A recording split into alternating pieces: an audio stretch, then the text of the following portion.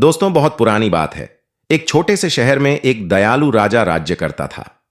इस राजा का दिल इतना विशाल था कि उसने कभी किसी पर अत्याचार नहीं किया और ना ही किसी को जुल्म सहने दिया। उसके शासन में राज्य में सुख शांति का माहौल था और लोग खुशी खुशी अपनी जिंदगी जी रहे थे। एक दिन की बात है, मौसम बेहद सुहाना था। थोड़ी थोड़ी बारिश हो रही थी और राज्य का जंगल और भी सुहाना लग रहा था। राजा अपने मंत्रियों और दरबारियों के साथ जंगल की सैर करने निकला। राजा के सिपाहियों ने जंगल के किनारे राजा के लिए एक शानदार तंबू लगाया। वहां पर न सिर्फ राजा के मनोरंजन के लिए खेल तमाशे हो रहे थे, बल्कि महकते हुए स्वादिष्ट पकवान भी बन रहे थे। खाने का वक्त आया और विशाल कालीन बिछाया गया। तभी राजा की नजर एक विशाल पेड़ पर बैठे बंदर पर पड़ी। वह बंदर बिना कोई हलचल किए सब कुछ चुपचाप देख रहा था। वह न तो किसी चीज को चुराने की कोशिश कर रहा था, न किसी को परेशान कर रहा था।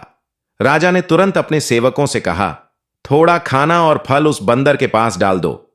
सेवक वहां फल और रोटी लेकर गए और उन्हें पत्थर पर रख दिया।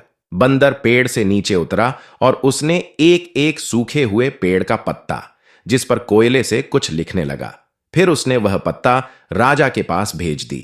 उस पत्ते में लिखा हुआ था, मैं उस भोजन को स्वीकार नहीं करूंगा जो मुझे अपमान की तरह दिया गया हो। राजा के लिए रखा गया है। अगर वही भोजन मेरे लिए भी न डाला जाए, तब मैं आपके दिए हुए भोजन को स्वीकार करूंगा। राजा यह देखकर हैरान रह गया। उसने सोचा, यह बंदर न केवल भोजन की मांग नहीं कर रहा है, बल्कि एक शिष्टाचार भी स्थापित कर रहा है। राजा को यह बंदर इतना अजीब और दिलचस्प लगा। वह सोचने लगा कि इस बंदर के अंदर कुछ खास बात है, जैसे कोई विद्वान इंसान हो। राजा ने अपने सेवकों से तुरंत कहा, इस बंदर के लिए भी वैसा ही भोजन लगाया जाए जैसा हमारे लिए रखा गया है। उसे भी वही खाना पेश किया जाए जो हमारे लिए लाया गया है। राजा के आदेश पर बंदर के लिए भी वही कालीन बिछा दिया गया। जब बंदर ने देखा कि उसे वही सम्मान मिल रहा है, तो वह बड़े शिष्टाचार से नीचे उतरा। सेवकों ने उसे हाथ धोने का मौका दिया और फिर वह बड़े आराम से खाने पर बैठ गया। खाने के बाद उसने फिर से अपने हाथ धोए और फिर वापस उसी पत्थर पर जाकर बैठ गया, जैसे कुछ हुआ ही ना हो। राजा यह देखकर हैरान था कि यह बंदर बहुत ही शिष्टाचार से भी पेश आ रहा है। इतनी देर में अचानक मौसम बदल गया और काले बादल आसमान में घेर आए। राजा के आदेश पर नौकरों ने सामान जल्दी से समेटना शुरू कर दिया। राजा ने कहा, इस बंदर के लिए एक टाट का टुकड़ा रख दो ताकि वह भीग न जाए। लेकिन तभी बंदर ने एक बार फिर से कोयले के टुकड़े से पत्ते पर कुछ लिखा और राजा के पास भेज दिया। नौकर राजा के पास वापस आया और बताया कि बंदर ने लिखा है, जैसा तंबू राजा के लिए लगाया गया है, वैसे ही मेरे लिए भी खड़ा करो और वैसा ही साज सामान तैयार करो, तब मैं आकर ठहरूंगा। राजा इस बार और भी ज्यादा प्रभावित हुआ और आदेश दिया कि एक और तंबू शाही खैमे की तरह तैयार किया जाए। बंदर को भी वही आराम और साज सामान दिया जाए। बारिश शुरू होने के बाद बंदर अपनी तमीज से खैमे में आकर बैठा। राजा जितने दिन जंगल में रहा, बंदर ने हर कदम पर उसकी बराबरी की और राजा की हर चीज के लिए अपने लिए भी वही मांगा। जब राजा वापस महल लौटने का तय कर चुका था, तो उसने नौकरों से कहा, बंदर से पूछ लो कि क्या वह हमारे साथ महल चलेगा। बंदर ने फिर से कोयले से पत्ते पर लिखा और नौकर के हाथ भेज दिया, जिसमें लिखा था, जैसा हाथी राजा के लिए तैयार है, वैसे ही मेरे लिए भी एक हाथी तैयार किया जाए। राजा ने सोचा, यह बंदर तो कुछ खास है, इसे साथ रखना चाहिए। राजा ने आदेश दिया कि एक हाथी जो राजा के साथ होता, वही बंदर के लिए भी तैयार किया गया और फिर वह बंदर राजा के साथ महल आया। महल पहुंचने पर राजा ने कहा, बंदर के लिए नौकरों के मकान में एक कमरा तैयार किया जाए ताकि वह आराम से रह सके। अब बंदर को कागज और कलम भी दे दी गई थी ताकि वह अपनी इच्छाओं को लिख सके। बंदर की समझदारी और शिष्टाचार का असर हर किसी पर होने लगा था और राजा ने उसे अपनी राज्य का अहम हिस्सा मान लिया था। एक दिन बंदर ने कागज पर लिखा, मैं यहां नहीं रहूंगा। जैसा महल राजा का है, वैसे ही मेरा भी महल बनवाया जाए और हर ऐशो आराम की चीजें मुझे दी जाएं, तभी मैं रहूंगा, नहीं तो मैं वापस जंगल चला जाऊंगा। राजा ने बिना किसी देर के उस बंदर के लिए अपने ही जैसे एक महल बनवा दिया। अब बंदर वहां रहने लगा। लेकिन राजमहल के कुछ लोग बंदर के लिए राजा का यह व्यवहार देखकर जल रहे थे, खासकर नौकर, जो इस बात से चिढ़े हुए थे कि उन्हें एक बंदर की सेवा करनी पड़ रही थी। रानी भी इसे लेकर परेशान थी और बार बार राजा से कहती, इस बंदर को वापस जंगल में भेज दो, यह कोई बुरी आत्मा लगता है। लेकिन राजा ने उसकी बातों को नजरअंदाज कर दिया करता, क्योंकि वह जानता था कि बंदर की वजह से उनके राज्य की कई समस्याओं का समाधान हो चुका था, क्योंकि वह बंदर राजा के साथ हर दिन दरबार में बैठता और वह मुकद्दमा को बड़े ही ध्यान से सुनता। अगर राजा कोई गलत फैसला देने वाला होता तो बंदर तुरंत कागज और कलम लेकर सही फैसला लिख देता। शुरू में राजा को गुस्सा आता था, लेकिन फिर राजा ने समझा कि बंदर की वजह से वह कई गलत फैसलों से बच चुका है। धीरे धीरे राजा ने अपने हर फैसले और आदेश से पहले बंदर से राय लेनी शुरू कर दी। हालांकि रानी की घृणा बंदर से कम नहीं हुई थी। वह राजा से बार बार कहती, यह बंदर एक दिन आपकी सल्तनत पर कब्जा कर लेगा।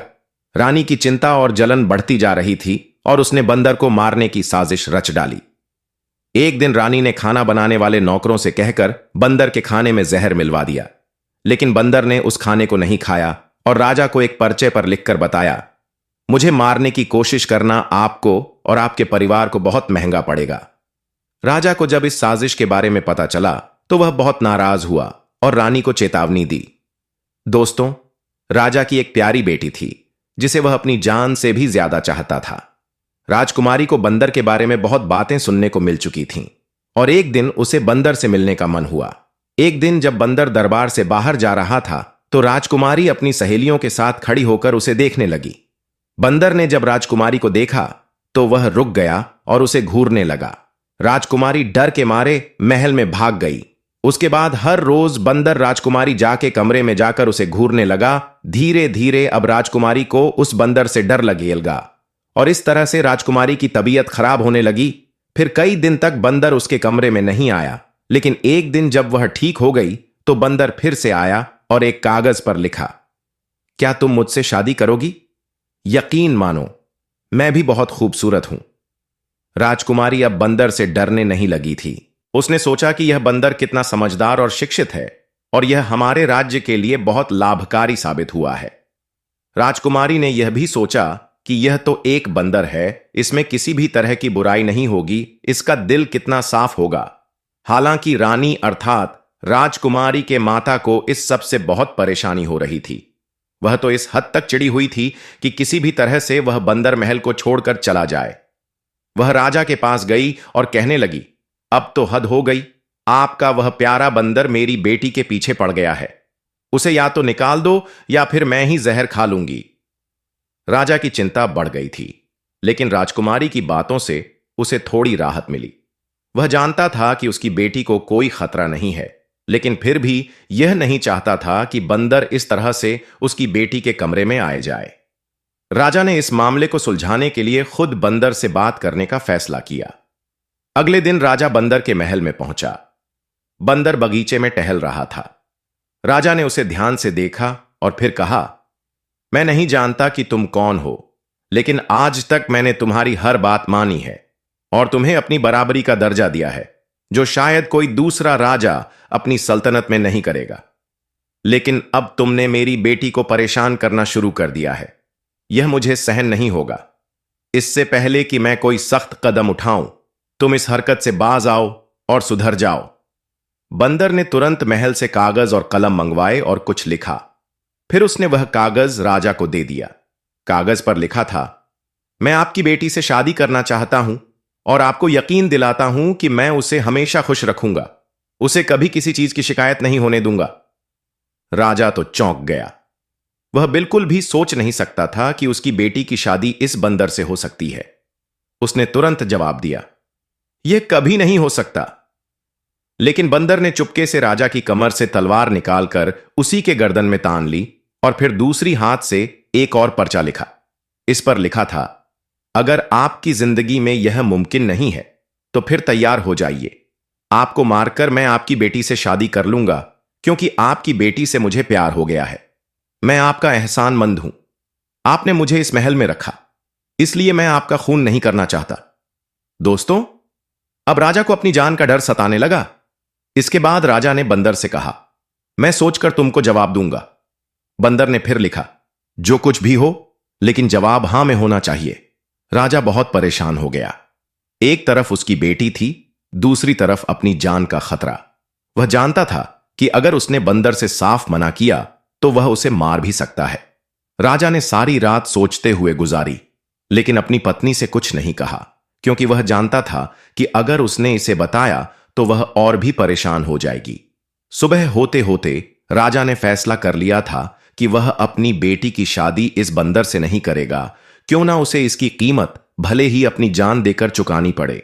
राजा अपनी बेटी को समझाने के लिए उसके पास गया और उसे अपनी आखिरी बातें कहने लगा। वह उसे समझा रहा था कि अगर राजा की मृत्यु बंदर के हाथों हो जाए तो उसे क्या करना चाहिए, अपनी मां को कैसे संभालना चाहिए और राज्य के मामलों को कैसे देखना चाहिए। राजकुमारी की आंखों में आंसू थे। उसने कहा, पिताजी, आप ऐसी बातें क्यों कर रहे हैं? आपका साया हमेशा मेरे सर पर सलामत रहे। आप 100 साल तक जिंदा रहें और राज करें। राजा ने अपनी बेटी को समझाया, बेटी, वह बंदर मेरी जान के पीछे पड़ गया है। वह कहता है कि या तो मैं तुम्हारी शादी उससे कर दूं या फिर वह मुझे मार डालेगा, लेकिन मेरी जिंदगी में यह मुमकिन नहीं कि मैं तुम्हें उस बंदर से शादी करवा दूं। मैं उसे आज साफ जवाब दे दूंगा और हो सकता है कि वह मुझे मार डाले। इसीलिए तुम्हें और तुम्हारी मां को महल के गुप्त तह खाने में छुप जाना चाहिए और तब तक बाहर मत आना जब तक वह बंदर मायूस होकर यहां से नहीं चला जाए। राजकुमारी ने डरते हुए कहा, पिताजी, आपकी जान इतनी बेकार नहीं हो सकती। आप सिर्फ मेरे पिता नहीं हैं, बल्कि इस राज्य के राजा भी हैं। राजा की बेटी अपने पिता से कहती है, यदि राजा खुद ही अपनी किस्मत को स्वीकार करता है तो जनता का क्या होगा? पिताजी, मैं उसे बंदर से शादी करने के लिए तैयार हूं। राजा ने यह मान लिया और अपनी विवशता के चलते बंदर से शादी के लिए हां कह दी। बंदर ने खुश होकर शादी की तैयारी शुरू करने को कहा। यह सुनते ही रानी का दिल टूट गया और उसने महल को हिलाकर रख दिया। लेकिन आखिरकार जो होना था वही हुआ। शादी के दिन राजा ने रानी को एक कमरे में बंद कर दिया और विवाह संपन्न हो गया। रानी की विदाई हुई और वह बंदर के महल में चली गई, जिसे राजा ने बंदर के लिए बनवाया था। अगले दिन जब राजकुमारी महल में आई तो वह बहुत खुश थी। राजकुमारी के चेहरे की चमक और उसकी खुशी को देखकर पूरा महल हैरान हो गया। राजकुमारी की मां चाहती थी कि वह अपनी पुत्री को गले लगाकर रोए, लेकिन राजकुमारी ने कहा, मां, अब रोने से कोई फायदा नहीं है। जो मेरी किस्मत में था वह हो गया है और मैं खुश हूं। यह सुनकर उसकी मां का चेहरा एक बार फिर हैरान हो गया। उसने पूछा, क्या तुम उस बंदर के साथ खुश हो? राजकुमारी ने मुस्कुराते हुए कहा, हां, मैं खुश हूं। अब रोना धोना बंद करो। राजकुमारी दिन में अपने पिता के महल में रहती और रात को बंदर के महल में चली जाती। राजकुमारी अपने विवाह से बहुत ही खुश थी। उसके चेहरे पर किसी भी प्रकार की खिन्नता नहीं थी कि उसका विवाह बंदर से हुआ है, और राजा को यह देखकर शांति मिल गई थी। लेकिन उसकी मां को यह सब हजम नहीं हो रहा था। उसे यह समझ में नहीं आ रहा था कि उसकी बेटी एक बंदर के साथ खुश कैसे रह सकती है। उसने एक रात छानबीन करने की योजना बनाई और अगली रात रानी नौकरानी का कपड़ा पहनकर बंदर के महल की ओर चल पड़ी। इस दौरान बंदर अपने महल का दरवाजा आमतौर पर अंदर से बंद कर लिया करता था, लेकिन इस बार दरवाजा खुला हुआ था। वह चुपके से अंदर घुसी। अंदर से हंसी ठहाकों की आवाजें आ रही थीं। जब उसने झांक कर देखा तो वह हैरान रह गई। राजकुमारी के साथ एक खूबसूरत राजकुमार बैठा हुआ था और दरवाजे के बाहर एक मोटा बंदर का खाल रखा हुआ था। उसे देखकर मां का दिल धक से रह गया। उसने सोचा, यह जवान इतना खूबसूरत है, फिर क्यों वह मोटी खाल पहनकर बंदर क्यों बना रहता है? और फिर उसके मन में एक विचार आया, अगर मैं इस खाल को जला दूं तो वह फिर कभी बंदर नहीं बनेगा। मां ने बंदर की खाल चुपके से उठाई और महल में आकर उसे आग में डाल दिया। जैसे ही खाल में आग लगी, वह राजकुमार जलने लगा और चीखते हुए भाग निकला और थोड़ी दूर जाने के बाद अदृश्य हो गया। उसकी यह हालत देखकर राजकुमारी अपने पिता की महल की ओर भागी और देखा कि खाल जल रही थी। वह घबराकर आग बुझाने लगी और फिर उसे एहसास हुआ कि यह उसकी मां का किया धरा था। राजकुमारी चिल्लाई, हाय मां, आपने क्या किया? आपने मेरा सुहाग उजाड़ दिया। राजकुमारी की मां बोली, मुझे क्या पता था बेटी, मैंने तो सोचा कि अगर यह खाल हट जाए तो तुम्हारा पति कभी बंदर नहीं बनेगा और सुंदर राजकुमार के रूप में सामने आएगा। राजकुमारी का दिल टूटा हुआ था और वह रोते हुए बोली, मैंने कहा था ना, मुझे मेरे हाल पर छोड़ दो, लेकिन आप नहीं मानी। अब तो मेरे सब कुछ चला गया।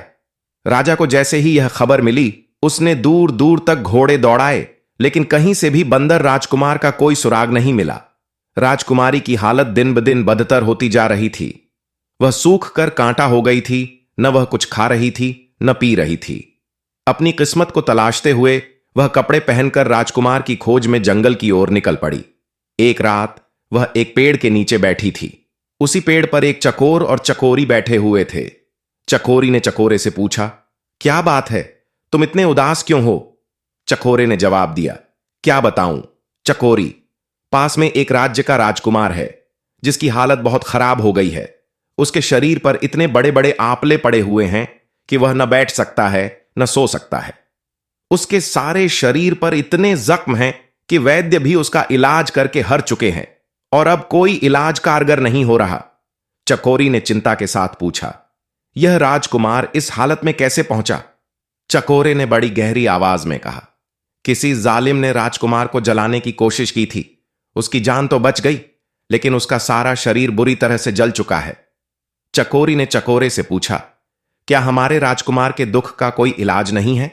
चकोरे ने कहा, हां, एक इलाज है। अगर कोई हमारी बीठें इकट्ठी कर ले और उन्हें चंदन के साथ घिसकर 40 दिन तक सुबह शाम राजकुमार के जख्मों पर लगाए तो उसके जख्म भर जाएंगे। राजकुमारी फौरन समझ गई कि यह वही राजकुमार है जिसका दर्द चकोरे और चकोरी ने बताया। सुबह होते ही चकोरी और चकोरा उड़ गए और राजकुमारी ने पेड़ के नीचे गिरी हुई उनकी बीठें इकट्ठी की। वह एक वैद्य के भेष में उस राज्य की दिशा में चल पड़ी। कुछ ही मील आगे एक शानदार शहर नजर आया। शहर बड़ा खूबसूरत था, लेकिन उसकी सारी सूरत में उदासी फैली हुई थी। लोग खामोश थे, जैसे सब पर गहरी शोक का साया था। राजकुमारी ने जब इस उदासी का कारण पूछा तो हर किसी ने यही जवाब दिया, हमारा राजकुमार मौत के करीब है, इसलिए शहर पर मातम छाया हुआ है। राजकुमारी ने बाजार से चंदन खरीदा, दवा पीसने वाली खरल ली और बाकी जरूरत का सामान लेकर शाही महल की ओर बढ़ी। महल पहुंचने पर उसने पहरेदार से कहा, बादशाह से कहिए, हिमालय की पहाड़ियों से एक वैद्य आई है जो राजकुमार का इलाज कर सकती है। पहरेदार दौड़ते हुए राजा के पास गया और उसे इस बारे में बताया। राजा इतना परेशान था कि जो भी राजकुमार के इलाज का दावा करता वह उसे तुरंत बुला लेता। वह इस वैद्य को भी बुलवा लाया। राजा ने वैद्य से पूछा, तुम क्या कर लोगे? अब तक बड़े बड़े वैद्य और हकीम यहां हार चुके हैं। राजकुमारी ने ठंडे मन से जवाब दिया, हुजूर, अगर 40 दिन तक राजकुमार ठीक नहीं हुआ तो जो सजा चोर को दी जाती है वही सजा मुझे दीजिए। राजा तुरंत राजी हो गया। फिर राजकुमारी ने कहा, मुझे राजकुमार के बगल वाला कमरा चाहिए ताकि मैं दिन रात उनका इलाज कर सकूं। राजा ने तुरंत उसकी बात मानी और राजकुमारी को राजकुमार के पास रहने की अनुमति दे दी। अब उसकी आंखों में उम्मीद थी और वह पूरी निष्ठा से राजकुमार के इलाज में जुट गई। राजा के आदेश पर राजकुमारी को तुरंत कमरा दे दिया गया। जब वह राजकुमार के पास पहुंची तो उसकी हालत देखकर उसका दिल सिहर गया। उसने बड़ी मुश्किल से अपने आंसू रोके और अपने आप को संभालते हुए काम पर लग गई। फौरन अपने कमरे में जाकर उसने चंदन के साथ चकोरा और चकोरी की बीठें पीसीं और फिर बड़े एहतियात से राजकुमार के शरीर के जख्मों को साफ किया। राजकुमार दर्द से तड़प रहा था, लेकिन जैसे ही राजकुमारी ने दवाई का लेप उसके शरीर पर लगाया, राजकुमार के जख्मों में ठंडक सी पड़ गई। न जाने कितने दिनों बाद उसकी आंखों में नींद आई और वह थोड़ी देर के लिए सो गया। राजा को जब यह खबर मिली तो उसने तुरंत आदेश दिया कि वैद्य का हर तरह से ख्याल रखा जाए और उसकी सेवा में कोई कमी न छोड़ी जाए। राजकुमारी ने राजकुमार की इलाज में दिन रात एक कर दिए। उसने राजकुमार को ताकतवर पोषक खाने दिए, उसके जख्मों को साफ किया और हर दिन सुबह शाम दवा का लेप किया। एक हफ्ते में ही राजकुमार को इतना फायदा हुआ कि वह अब अपनी नजदीकी चीजों पर ध्यान देने लायक हो गया। महीने भर में राजकुमार के जख्म पूरी तरह से भर गए, लेकिन उसकी खाल अभी भी कुछ कमजोर थी। वैसे भी चकोरा और चकोरी ने 40 दिन के इलाज की बात की थी, इसलिए राजकुमारी ने उसके जख्मों पर मरहम लगाना जारी रखा। राजकुमार उसकी सेवा की दिल से सराहना करता था। और राजा ने तो उसकी कड़ी मेहनत के लिए भारी इनाम देने की तैयारी कर रखी थी। लेकिन फिर वह दिन आया जब राजकुमारी ने 40वें दिन की दवाई राजकुमार के शरीर पर लगा दी। राजकुमार की सेहत अब पूरी तरह से ठीक हो चुकी थी और महल में उसकी सेहत और अच्छे होने की खुशी में जश्न का माहौल था। लेकिन यह खुशी तब फीकी पड़ी गई जब वैद्य का कहीं कोई नामो निशान नहीं था। राजकुमार परेशान था और राजा हैरान, क्योंकि वह वैद्य अपनी मेहनत का कोई भी पुरस्कार लिए बिना चुपचाप महल छोड़कर चला गया था। न उसने इनाम मांगा, न किसी से कुछ कहा। राजकुमार की सेहत में सुधार होने के बाद उसे अपनी नवेली दुल्हन की याद आई। उसकी शादी को अभी कुछ ही दिन हुए थे कि यह मुसीबत आ पड़ी। वह जानता था कि इस हालत के लिए उसकी सास जिम्मेदार थी, लेकिन उसने यह बात किसी से भी नहीं कही। एक दिन वह अपने पिता की अनुमति लेकर शिकार के बहाने घर से निकला और सीधा अपनी ससुराल की ओर रुख कर लिया। शाही कपड़े पहने हुए राजकुमार अपनी फौज के साथ ससुराल पहुंचा। महल में उसे बड़ी इज्जत से बिठाया गया और बादशाह को खबर दी गई। बादशाह अपनी बेटी के दुख में इस कदर बूढ़ा हो चुका था। राजकुमार ने खड़े होकर राजा यानी अपने ससुर को प्रणाम किया और कहा, आप भले ही मुझे न पहचाने, लेकिन मैं आपको कैसे भूल सकता हूं। आप पर मेरा बड़ा एहसान है। मैं वही बंदर हूं जिसे आपने अपनी बराबरी का दर्जा दिया था और अपनी बेटी से मेरी शादी करवाई थी। बादशाह राजकुमार को देखकर हैरान रह गया। उसने एक पल के लिए सोचा, कहां वो बंदर और कहां यह राजकुमार। उसकी आंखों में खुशी और अचरज था। फिर वह खुशी से बोला, लेकिन यह कैसे मुमकिन है। राजकुमार ने मुस्कुराते हुए कहा, मैं अपनी कहानी आपको बाद में सुनाऊंगा। पहले तो यह बताएं, क्या मैं अपनी दुल्हन से मिल सकता हूं। बादशाह ने कहा, वह अभी भी उसी महल में रहती है जहां तुम रहते थे। उसने तो दुनिया ही छोड़ दी है। तुम शौक से वहां जा सकते हो। राजकुमार की आंखों में एक नई उम्मीद की चमक आ गई और वह तेजी से महल की ओर बढ़ने लगा, जहां उसकी प्रिय पत्नी उसकी प्रतीक्षा कर रही थी। जैसे ही राजकुमार महल पहुंचा, राजकुमारी ने उसे देखकर उसे गले से लगा लिया। राजकुमार ने भावुक होकर कहा, राजकुमारी, तुम्हारा प्यार ही है जो मुझे यहां खींच लाया। तुम्हारी मां ने मुझे जलाने की पूरी योजना बना ली थी। मेरा शरीर जलकर राख हो चुका था और मुझे बचने की कोई उम्मीद नहीं थी। राजकुमारी ने गहरी चिंता के साथ पूछा, तो फिर आप ठीक कैसे हो गए। राजकुमार मुस्कुराते हुए बोला, एक वैद्य मेरे पास आया। उसने मेरा इलाज किया और मुझे 40 दिनों में पूरी तरह से ठीक कर दिया। वह बिना किसी धन के केवल मेरे हाथ की एक अंगूठी लेकर वहां से चला गया। राजकुमारी ने एक अंगूठी निकालते हुए कहा, क्या यही वही अंगूठी है। राजकुमार ने चौंकते हुए कहा, यह वही अंगूठी है, पर यह तुम्हारे पास कैसे आई। राजकुमारी ने मुंह छिपाते हुए कहा, वह वैद्य कोई और नहीं बल्कि मैं थी। मैंने तुम्हारा इलाज किया और फिर वापस आ गई। फिर राजकुमारी ने दोनों चिड़ियों की पूरी कहानी राजकुमार को बताई। इसके बाद राजकुमारी ने राजकुमार से पूछा, तो तुम मुझे बताओ कि तुम बंदर कैसे बने। राजकुमार ने कहा, मैं तुम्हें यह बताने वाला था, लेकिन तुम्हारी मां ने मुझे जलाने की पूरी तैयारी कर दी थी। राजकुमारी ने कहा, नहीं राजकुमार, मेरी मां तुम्हें जलाना नहीं चाहती थी। वह तो तुम्हारी खुशी चाहती थी। वह चाहती थी कि तुम्हारा शरीर जल जाए ताकि तुम हमेशा राजकुमार के रूप में रह सको। राजकुमार ने आगे कहा, अब तुम जानती हो कि मैं भी एक राजकुमार हूं और मेरा एक राजा पिता है। करीब 1 साल पहले की बात है, जब मैं शिकार करने जंगल गया था। मैंने वहां एक सुंदर खरगोश देखा और उसे मारने के लिए तीर चलाया, लेकिन कुछ समय बाद वह मेरी नजरों से ओझल हो गया। उस खरगोश को ढूंढते हुए मैं अपने सिपाहियों से अलग हो गया और एक गहरे जंगल में पहुंच गया। वहां मैंने एक चमकदार तालाब देखा और उसी तालाब के पास वह खरगोश घायल पड़ा हुआ था और एक वृद्ध व्यक्ति उसकी देखभाल कर रहा था। राजकुमार ने आगे कहा, जब मैंने उस वृद्ध को देखा, वह गुस्से से बोला, तुम इंसान हो या बंदर, तुम्हारे अंदर कोई इंसानियत नहीं है। तुम किसी बेबस प्राणी पर दया नहीं कर सकते। बस उस क्षण में मैं बंदर बन गया। राजकुमार ने कहा, जब मैं माफी मांगने लगा, तब वह खरगोश ने बुजुर्ग से कहा, अगर कोई अपनी गलती स्वीकार करता है तो उसे माफ कर देना चाहिए। बुजुर्ग ने कहा, मैं अपनी शाप वापस नहीं ले सकता, लेकिन मैं इतना कर सकता हूं कि तुम 1 साल तक बंदर रहोगे। अगर इस समय के भीतर कोई लड़की तुमसे दया करके तुमसे शादी कर ले तो तुम इंसान के रूप में लौट आओगे। राजकुमार ने कहा, वह 1 साल पूरा होने वाला था कि तुम्हारी मां ने मेरी हालत और भी बिगाड़ दी और मैं जलकर घायल हो गया। इतना कहते हुए राजकुमार ने अपनी पूरी कहानी समाप्त की। इसी समय राजा और रानी वहां आ गए। रानी ने राजकुमार से अपनी गलती के लिए माफी मांगी और राजकुमार ने उसे माफ कर दिया। फिर राजकुमार ने कहा, अब मुझे राजकुमारी को अपने राज्य में ले जाना है।